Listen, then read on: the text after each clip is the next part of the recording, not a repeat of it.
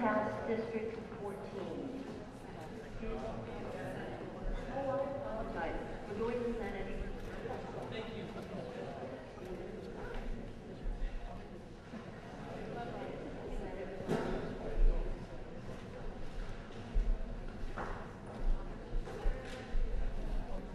All right, the candidates for Florida State Senate District 27. Matt Caldwell will start.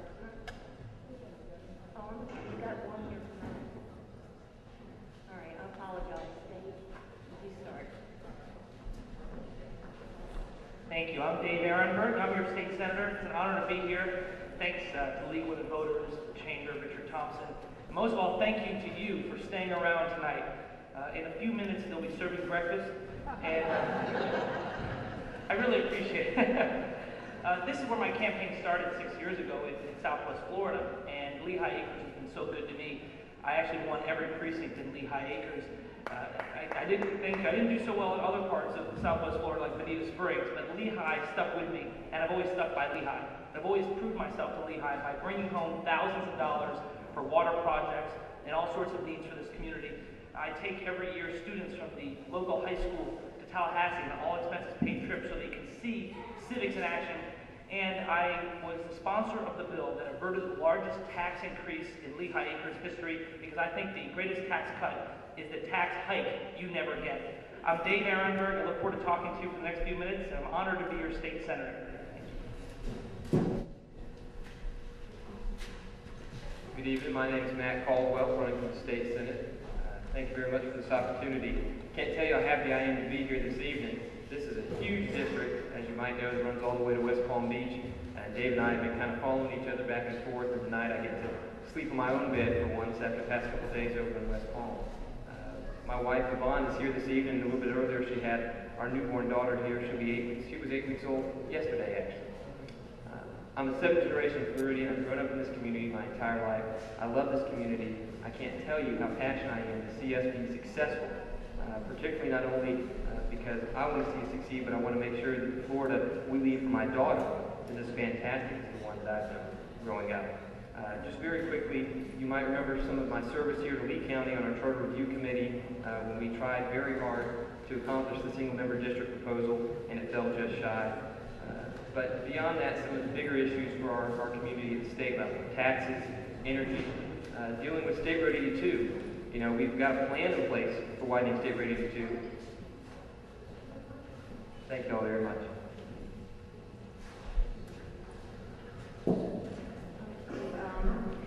Other candidates, Ed Henney and Mr. Robus, chose not to attend this evening.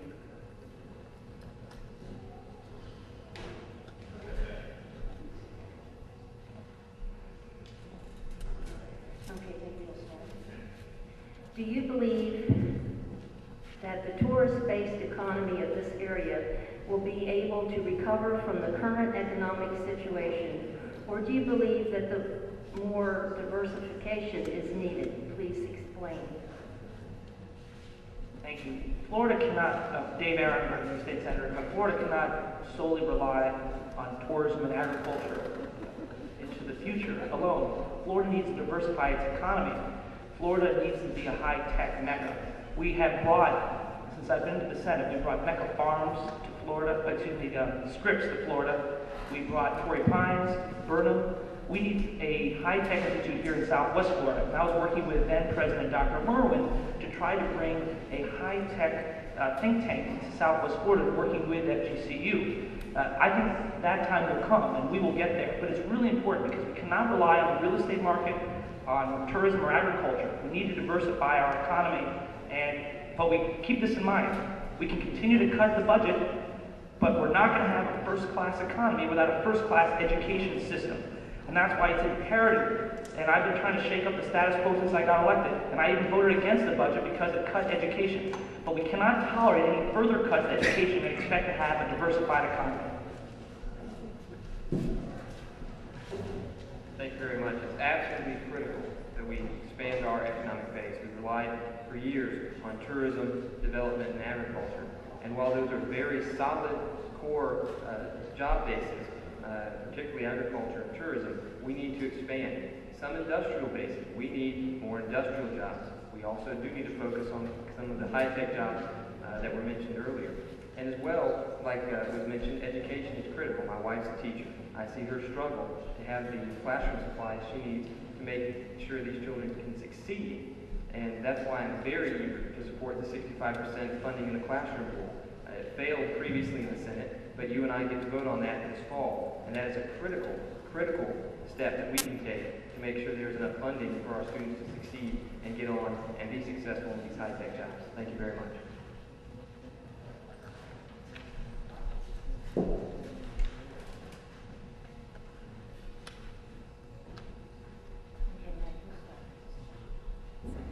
If the Constitutional Amendment 5 passes or wins on appeal, how do you plan to make up for the loss in money to our school systems? We'll see.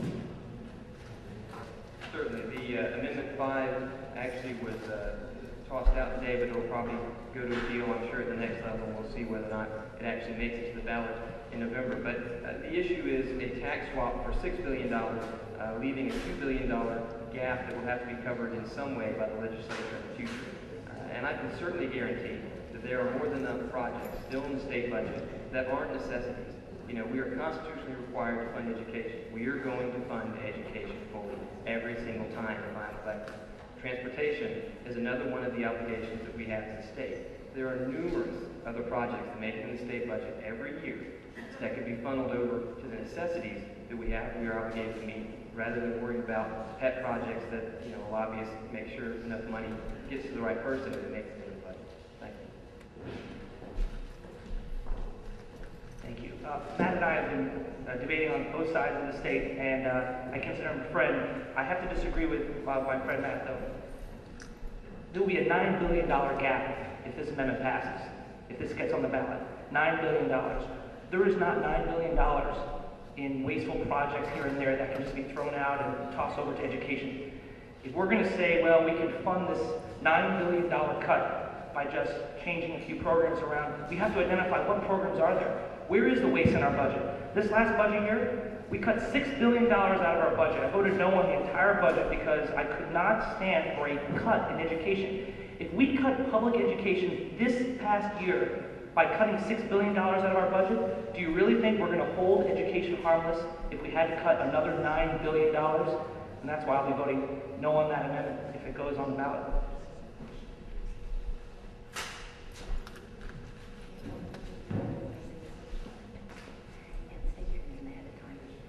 The recent agreement to purchase land from U.S. Sugar may have detrimental effects on the economy of the area south of Lake Okeechobee.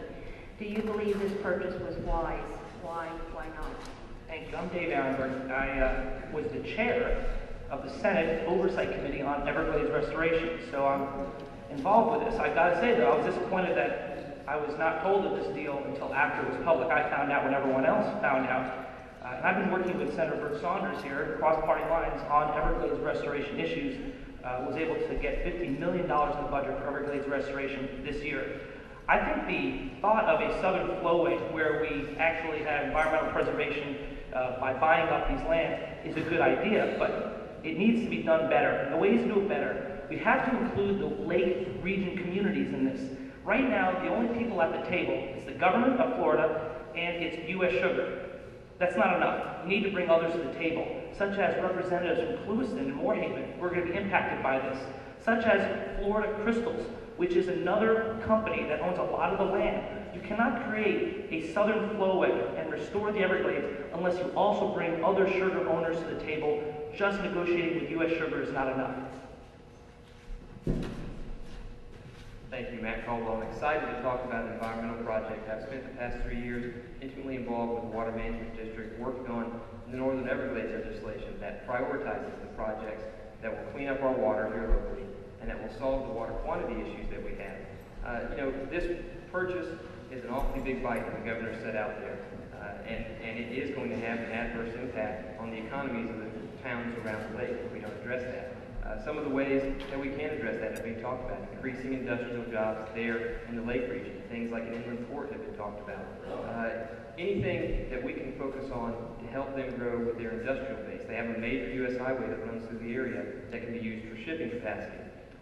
But beyond that, I'm a little bit worried more about this purchase because I think it'll take our eye off the ball. You know, the main reason we have water quality problems still is water coming out of the Simi Valley. And I'm afraid that this will distract from accomplishing those goals north of the lake that need to be completed before we get the river back to where we want it. Thanks.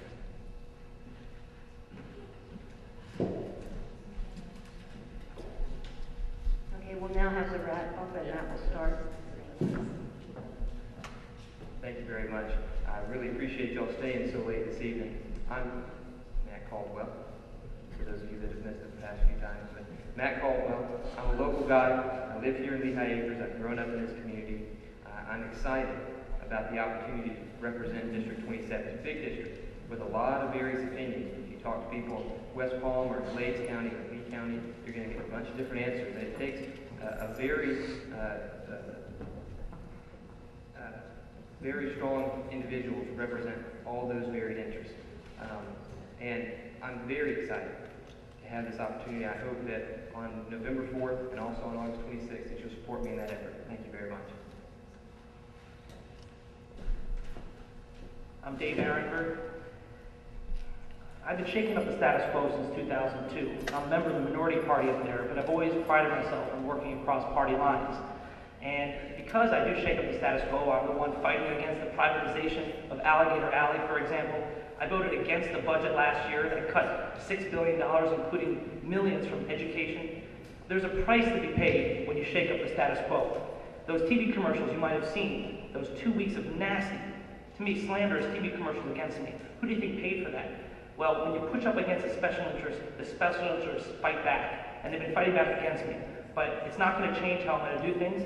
I look forward to re-election with your help. I look forward to continuing to battle the special interests, passing real regulations on soft money, and to continue to be the independent thinker that I am. No one owes me. No one owns me. The politicians, the party bosses. I'm Dave Ehrenberg. I'm your state senator, and I hope to serve you for 4 more years. Thank you very much.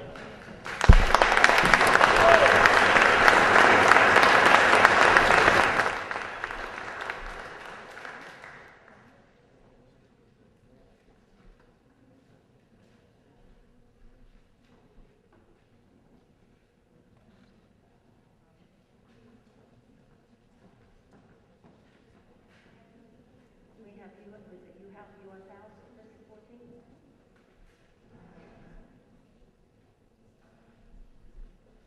Okay.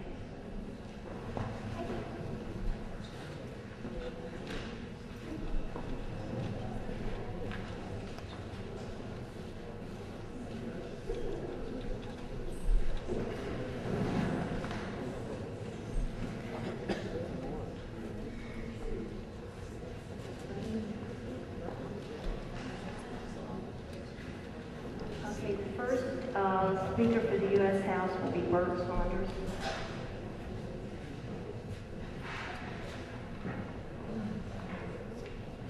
Good evening. My name is Bert Saunders, and I'm running for the U.S. House of Representatives. I have had the honor and privilege of representing Southwest Florida in public office for over 22 years. The last 10 years as a member of the Florida Senate, serving most of Lee County and most of Collier County. I am running for Congress because I'm concerned about where this nation is heading. I'm not concerned about my future, but I'm concerned about the future that we're going to be leaving for our children and our grandchildren. I'm running against the status quo. I'm tired of the gridlock that we see in Congress, and I suspect that you are also. I'd simply ask you, are you concerned about the cost of energy? Are you curious as to why we have no national energy policy? Are you satisfied with the fact that Congress has done nothing on immigration reform, health care reform, the worsening economy, and the foreclosure crisis? It is almost comical that Congress knows who is using steroids in baseball, but they don't have a national energy policy. I'm here to ask for your vote. Go to my webpage at bertsaunders.com to see position papers and other issues that are going to be important in this election. Thank you very much. Please hold your applause till everyone has spoken. Good evening, Lehigh. My name is Jeff George. I'm running for U.S. House of Representatives, District 14. I know it's been a long night, and I want to thank all of you for being here tonight. If it's any consolation, as soon as I wrap up here, I actually will be going to work here in Lehigh at the Lehigh Home Area Association, where I work at a sleep clinic. We have a historic election this year, and there's no doubt about it. And everybody who's running likes to come up here and say that they're the candidate for change or that they're running against the status quo. But the question is how do you, as citizens, know that you're being truly represented? And what we're doing with our campaign is something a little different. We're going out and we are videotaping everything that we do for the sake of the campaign, and we're putting all of that footage out there, making it available to you, so that we have 100% transparency and you can hold me completely accountable to everything that I do and say. And we're not only going to do this on the campaign trail, we're going to take this act to Washington as well. Thank you. Good evening. My name is Robert Neal. I'm a Democrat. I'm also a candidate for the United States House of Representatives in Florida's 14th Congressional District. Are you fed up with $4 a gallon gas prices and no energy policy on the horizon? Are you fed up with the subprime mortgage mess and the economy collapsing right around us as you see? Well, our Congressman, Cornelius Harvey McGillicuddy IV, is a loyal foot soldier of the administration's back. He has supported the administration almost 100% and got us to where we are. So it's time to remove him as your representative. My name will be on the ballot on November 4th. I want to earn your vote. This is not my first run for Congress, but the same thing that I argued about, the deficit, sucking so many vital resources out of our economy, is so very, very important today. We must control the deficit lest we collapse on the way of our own debt. Please consider our answers to the questions. Hope that you'll vote for me on November 4th. Thank you. Thank you. I would also like to state that Larry Burns and Connie Mack chose not to attend this forum.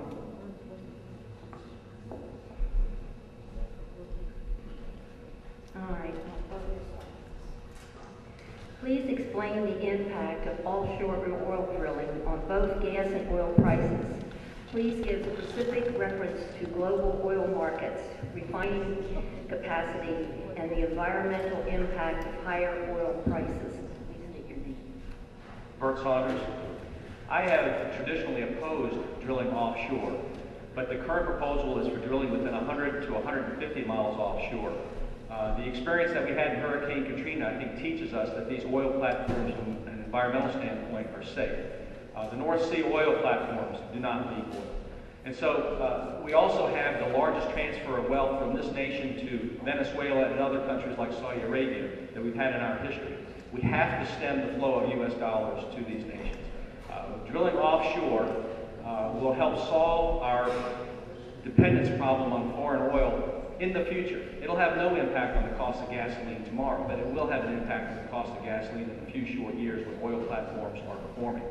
We need to start drilling, we need to take advantage of those resources, but most importantly, we need to start looking at alternative fuels and being more efficient in the way we use the fuels that are available. We need more biofuels, we need more solar, we need more wind, we need energy diversification for the future of this country.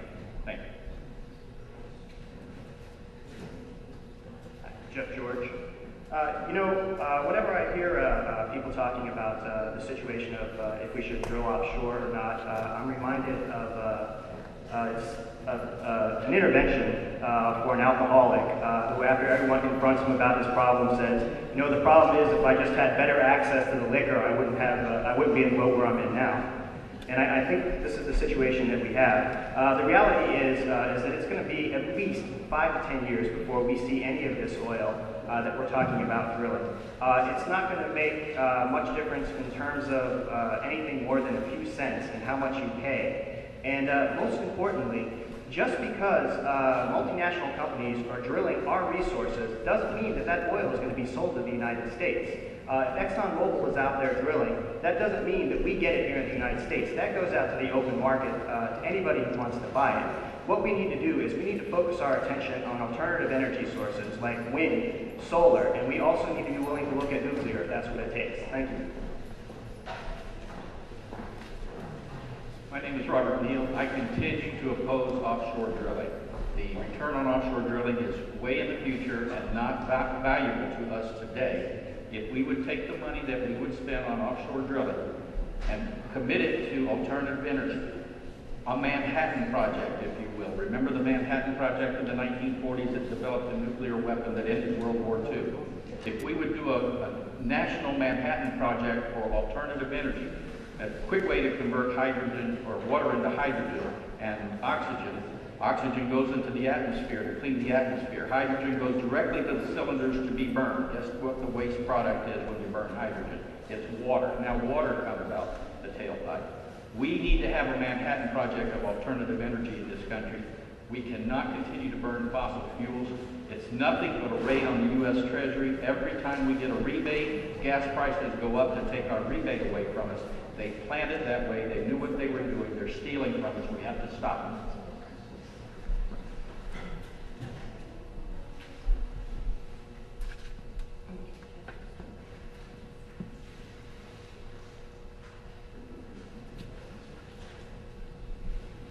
If elected and given the chance to influence the current issues in Georgia, Europe, what would you do? I'm Jeff George.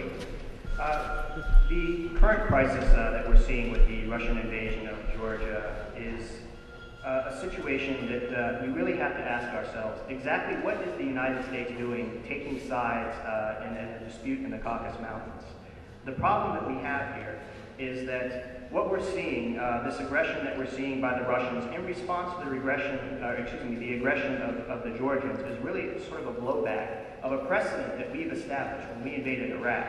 Essentially, what we've been doing over the last 7 years is undermining the principles of international law that have kept the peace since after World War II, when they were founded to prevent a world war from ever happening. If I were in office, I would make sure, number one, that the president is accountable at all times to Congress and to the people, and that he can't take these aggressive policies. He can't back dictators who are bent on attacking their neighbors without the support of the people. Thank you. My name is Robert Neal. If I were a member of Congress right now, I would be embarrassed about the situation in Georgia. Did we not do the same thing in Iraq, attack and remove a regime that was in control there? Were we wanted there? I don't think we were wanted there. I think this was all a hoax that was perpetrated on the American people. And I'm embarrassed to death, and I would get down on my knees and humbly apologize for our actions. That having been said, we need to get our own house in order before we can start policing the world. Right now, our country needs to attend to its own people. We need to take care of their educational needs. Every time the budget cuts, you see the first thing that goes. Senator Ehrenberg is complaining about it. They want to cut education. He fights so that they don't cut education. We need to take care of our health care needs. We need to take care of our veterans. We need to take care of ourselves before we go out taking care of the rest of the world. So please vote for me on November 4th so that we can do things to get our house in order. Bert Saunders. First, let me tell you, we have nothing to apologize for. The Russians invaded Georgia. They did it. It's a replay of what happened in Czechoslovakia 35, 40 years ago. I think Condoleezza Rice has got it right. She's taking a hard line. The president's taking a hard line. We cannot accept the Russian invasion, and that this invasion will end. It'll end because the United States is taking a hard line. But we have nothing to apologize in reference to that. I think that one of the things we have to do is we have to start building international coalitions. We can't let things happen as we've done them in the past. We can't go it alone. But this is the greatest nation in the world. We have the most entrepreneurial people in the world. We have the most effective business people in the world. And we have everything to be proud of. And our reputation in the world will change come this January. Thank you.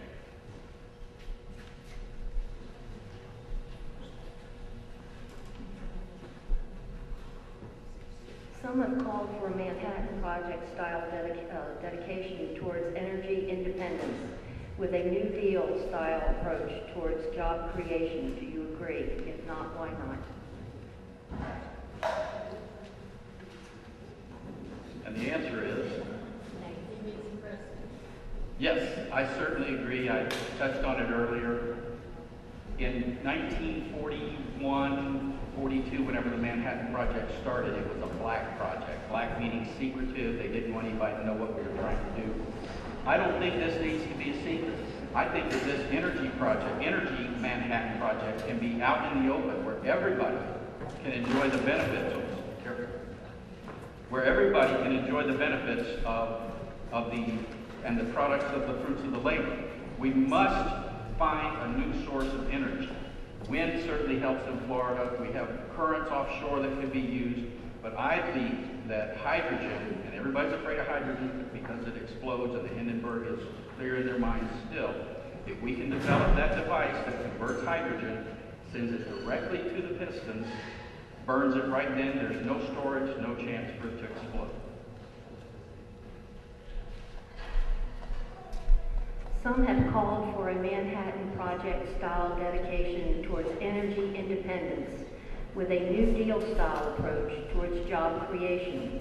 Do you agree? If not, why not? Bert Saunders.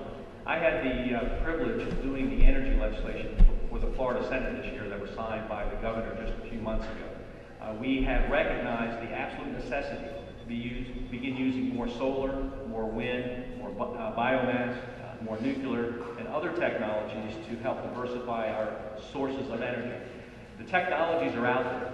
One of the things we're going to do in Florida is we're going to make sure that we attract these high-tech businesses to the state to help diversify the economy.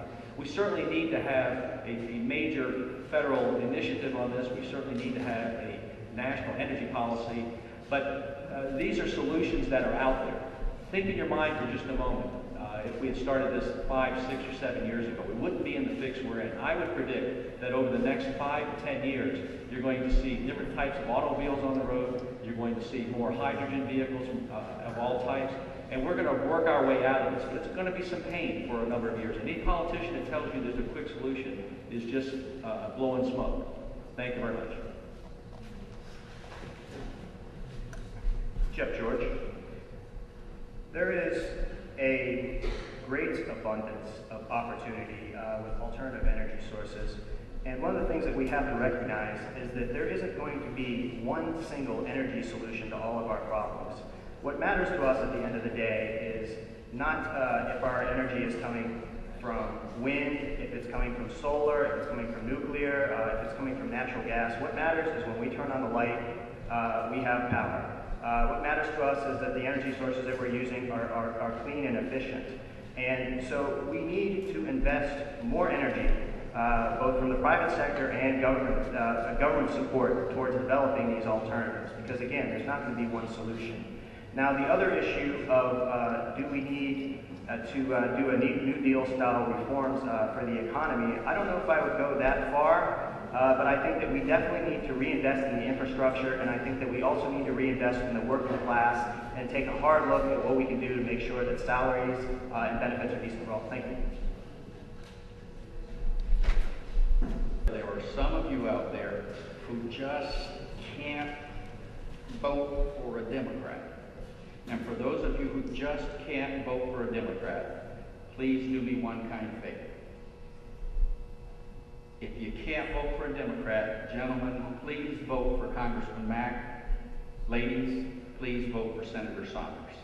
My name is Robert Neal. I'm a candidate for the United States House of Representatives in Florida's 14th Congressional District. Thank you for inviting me. It's almost over. Almost there. Jeff George. The question that you have to ask yourself is who is truly representing you in Washington? When you look at the candidates, when you look at the people that we have in Congress, do you see yourself represented there? Do you hear your voice in what they're saying? What we're trying to do is unique.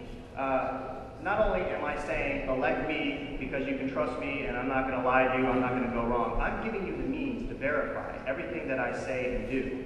And with those means, it's not enough for me just to stand up here and ask for your vote. I need your support. Not just during the election, but afterwards. I need to hear from you, and I want to make sure that you have the means to do that. I want to be the eyes and the ears of the people of Southwest Florida in Congress. Vote for Jeff George on November 4th. Thank you. Bert Saunders. I made the decision to run for the United States Congress when I learned that the incumbent no longer lives in Florida, lives in Southern California. But what really sits for me is my opponent's, the incumbent's voting record.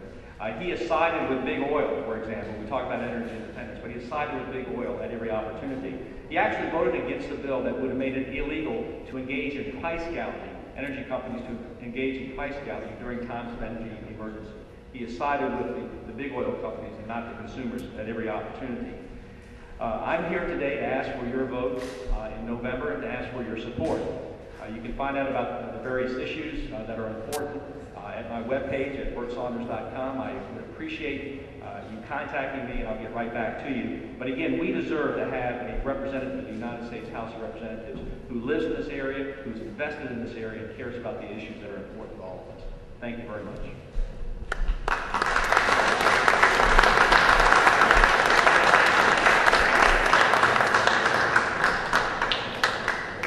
Okay, you have the mosquito board, and this one gentleman has been sitting the whole time, and I would like to introduce him since he is the only candidate. Would you please come up, please? That is here. His name is Lawrence Murphy.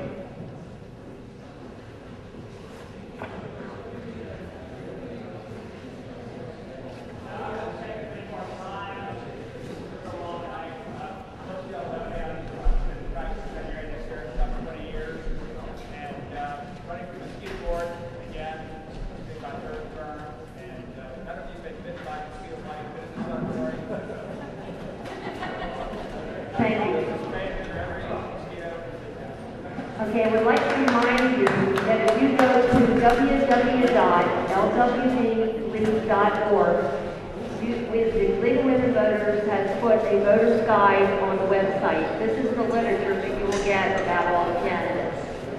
And also, I would like to thank you all for being here and remind you that democracy is not a spectator sport.